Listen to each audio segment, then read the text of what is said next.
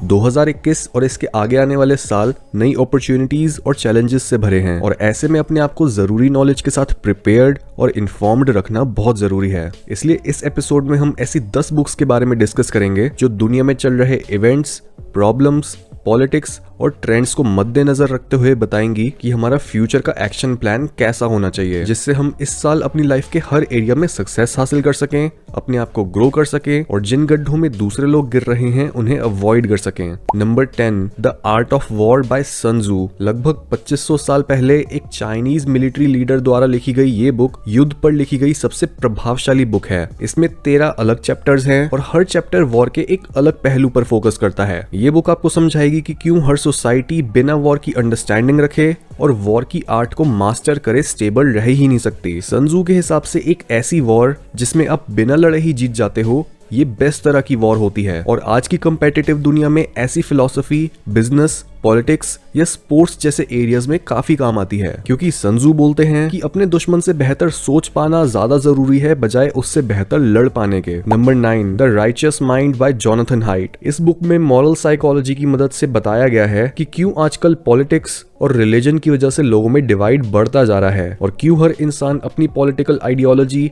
या रिलीजन को ही सही मानता है और दूसरे को गलत। ये बुक 3 पार्ट्स में डिवाइडेड है। पहले पार्ट में जोनाथन ने बताया है कि किस तरह से कई लोग कई सिचुएशंस में मॉरल जजमेंट्स तो पास कर देते हैं कि कैसे एक रिलीजन दूसरे रिलीजन से बेहतर है या फिर एक आइडियोलॉजी लोगों को दबाती है और दूसरी उन्हें राइट्स दिलाती है, पर वो अपनी इस मॉरल जजमेंट को रैशनली एक्सप्लेन कर ही नहीं पाते और बिना किसी लॉजिकल रीजन के ही अपनी सोच को सही मानते हैं। हाइट इसे बोलते हैं मॉरल डम्बफाउंडिंग। बुक के दूसरे पार्ट में बताया गया है कि कैसे हमारा पॉलिटिक्स या रिलीजन के टुवर्ड्स व्यू हमारी पर्सनैलिटी से इन्फ्लुएंस होता है। जैसे जो लोग ज्यादा क्रिएटिव, इंटेलेक्चुअली क्यूरियस, नए एक्सपीरियंसेस लेने के शौकीन और ओपन माइंडेड होते हैं, वो personality trait openness to experience में हाई स्कोर करते हैं और वो अपने आप को लिबरल मानते हैं। जबकि जो लोग ज्यादा हार्ड वर्किंग, रूटीन्स को फॉलो करने वाले, डिसिप्लिन्ड और रिस्पॉन्सिबल होते हैं, वो पर्सनालिटी ट्रेट कॉन्शियसनेस में हाई स्कोर करते हैं और अपने आप को कंजर्वेटिव मानते हैं। यानी हर इंसान की पॉलिटिकल प्रेफरेंस का एक बहुत बड़ा पार्ट उनकी पर्सनैलिटी होती है। और अगर हमें पॉलिटिक्स या भगवान के नाम पर होने वाली लड़ाइयों को कम करना है तो हमें लोगों के बीच इन नेचुरल डिफरेंसेस को अपनाना होगा और दोनों पॉलिटिकल साइड्स की अहमियत समझनी होगी, क्योंकि जो सोसाइटी एक्सट्रीम लिबरल बन जाती है वो भी पछताती है और जो एक्सट्रीम कंजर्वेटिव बन जाती है वो भी। बुक के तीसरे पार्ट में जोनाथन ने बताया है कि हम इंसानों की मेंटालिटी 90% सेल्फिश होती है और 10% हर्ड लाइक। इसका मतलब हम ज्यादातर सेल्फिशली एक्ट करते हैं। हम सिर्फ अपनी फैमिली को ही सेफ रखने के लिए मेहनत करते हैं और सिर्फ अपने बच्चों के लिए ही रिसोर्सेज इकट्ठे करते हैं। लेकिन जब कोई मूवमेंट, ऑर्गेनाइजेशन या आइडियोलॉजी अपने प्रॉफिट के लिए लोगों को अपने ग्रुप के साथ आइडेंटिफाई करवा देती है कि वो एक इंडियन, अफ्रीकन, गोरे, काले, लड़का, लड़की, गरीब, गे या एक विक्टिम है, तब इन लोगों की मेंटालिटी अस वर्सेस देम में बदल जाती है और एज अ रिजल्ट एक ग्रुप दूसरे ग्रुप को हेट करना शुरू कर देता है। नंबर 8, एक्सट्रीम ओनरशिप बाय जोको विलिंग। जोको एक रिटायर्ड नेवी सील हैं और अपनी इस बुक में उन्होंने लीडरशिप और रिस्पॉन्सिबिलिटी के बारे में समझाया है। उनके हिसाब से एक इफेक्टिव लीडर होने का मतलब है कि चाहे आपकी टीम के साथ कुछ भी हो, वो आपकी रिस्पॉन्सिबिलिटी है। हर सक्सेस या फेलियर का भार एक लीडर के कंधों पर होता है और वो इसके लिए किसी दूसरे को ब्लेम नहीं कर सकता। जोको के हिसाब से कोई भी प्रॉब्लम तब तक नहीं सॉल्व करी जा सकती जब तक हर इंसान अपनी फिंगर दूसरों की तरफ पॉइंट करता रहता है, दूसरों को ब्लेम करता रहता है और एक्सक्यूजेस बनाता रहता है, बल्कि प्रॉब्लम सॉल्व होती है उनकी ओनरशिप लेने से। और सिर्फ ये मेंटालिटी ही विक्टिम माइंडसेट को क्योर कर सकती है। Number 7, self reliance by Ralph Waldo Emerson. इस बुक में अमेरिकन एसेइस्ट और पोएट रैल्फ वॉल्डो एमर्सन ने बताया है कि क्यों हर इंडिविजुअल के लिए भेड़ चाल को अवॉइड करना और खुद की इंस्टिंक्ट्स या आइडियाज को फॉलो करना इतना जरूरी है। इंडिविजुअलिज्म को बढ़ावा देते हुए एमर्सन हमें समझाते हैं कि जिस विजडम की हमें सबसे ज्यादा जरूरत है वो ऑलरेडी हमारे अंदर मौजूद है और इस विजडम के टच में आने के लिए आपने बस वो करना है जो आपको सही लगता है। सेल्फ रिलायंस यानी आत्मनिर्भर बनना शुरू होता है सॉलिट्यूड में जाने से, क्योंकि एमर्सन के हिसाब से हमारे दोस्तों और फैमिली की कांस्टेंट नीड्स और उनका आना जाना हमारी पर्सनल ग्रोथ के लिए एक डिस्ट्रैक्शन होती है। और इसका मतलब ये नहीं है कि हमें सबसे दूर रहना चाहिए, बल्कि हमें अपनी लाइफ के बारे में सोचने के लिए इतना टाइम निकालना चाहिए कि जब हम लोगों के बीच भी रहें तब भी हम अपने अंदर वही स्वीटनेस और शांति मेंटेन रख पाएं जो हम अकेले रहने पर फील करते हैं। Number 6, a way of being by Carl Rogers. Carl Rogers एक अमेरिकन साइकोलॉजिस्ट थे जिन्होंने थेरेपी को इंडिविजुअल सेंट्रिक बनाने में काफी योगदान दिया। उनका मानना था कि हम अपनी बॉडी के दिए सिग्नल्स को यूज कर सकते हैं ये जानने के लिए कि कब हम अपनी बातों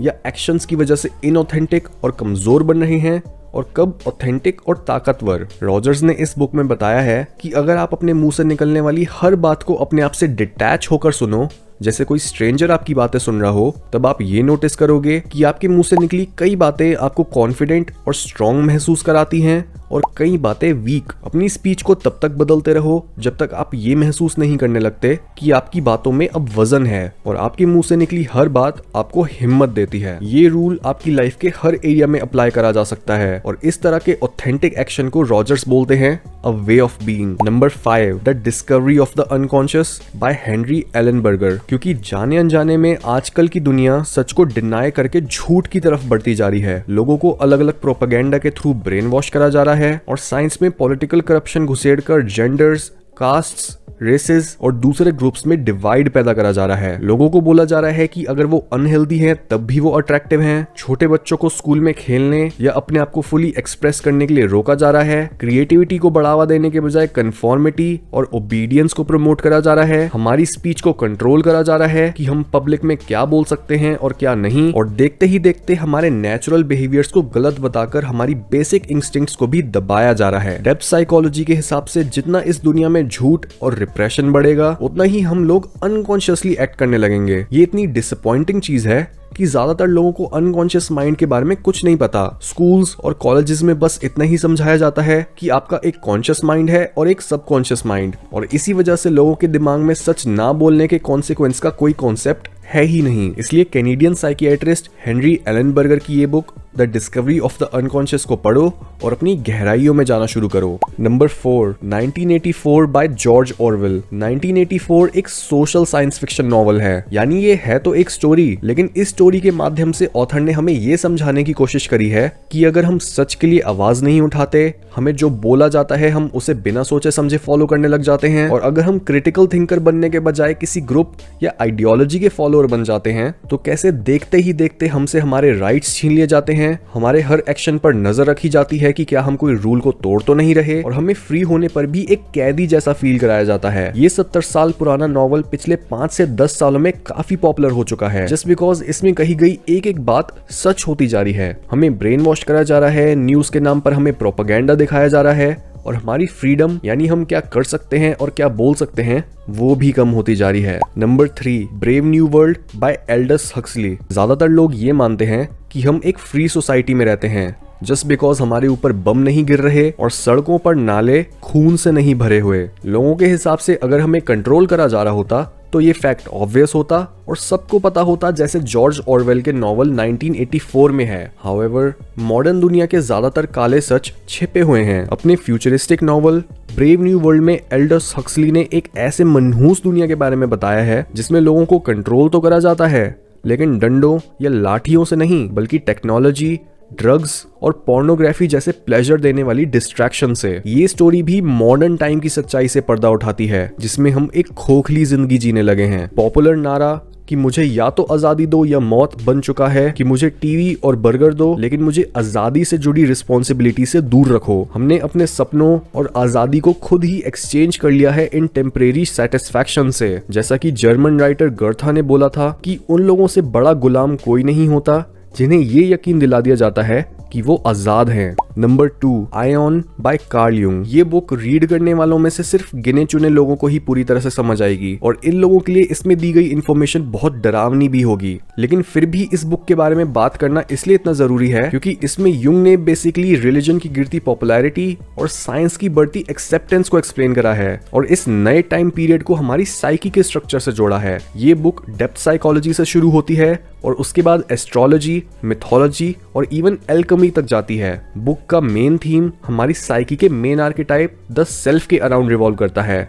यानी हमारा हाईएस्ट वर्जन। पर रिलीजन से दूर होने की वजह से हम अपने इस हाईएस्ट वर्जन से भी दूर हो गए हैं और युंग ने इसी प्रॉब्लम को एड्रेस करते हुए बुक में इसका सॉल्यूशन भी पेश करा है। Number 1, the parasitic mind by Gad Saad. Gad एक एवोल्यूशनरी साइकोलॉजिस्ट हैं और अपनी इस बुक में उन्होंने कॉमन सेंस को खत्म करने वाले आइडियाज के बारे में बात करी है जो आजकल काफी तेजी से पॉपुलर होते जा रहे हैं। पॉलिटिकल करेक्टनेस और सप्रेशन ऑफ स्पीच जैसे आइडियाज जो अच्छाई का नकाब पहनकर सच्चाई को दबाते हैं और हमें वीक बनाते हैं, ये ही यूथ के दुश्मन हैं। गैड ऐसे आइडियाज या आइडियोलॉजीज को माइंड वायरसेस बोलते हैं जो हमें रियलिटी से दूर ले जाते हैं। उनके हिसाब से ये आइडियाज नोबल कॉजेस की तरह शुरू होते हैं और धीरे धीरे एक रिलीजन जैसे बन जाते हैं, जिसके बाद इन आइडियाज को फॉलो करने वाले लोग ट्रुथ को परस्यू करने के बजाय अपने इस रिलीजन को ही बचाने में बिजी रहते हैं। इसलिए अपने आप को माइंड वायरसेस से दूर रखने और लोगों की साइकोलॉजिकल स्टेट को समझने के लिए इस बुक को जरूर रीड करो।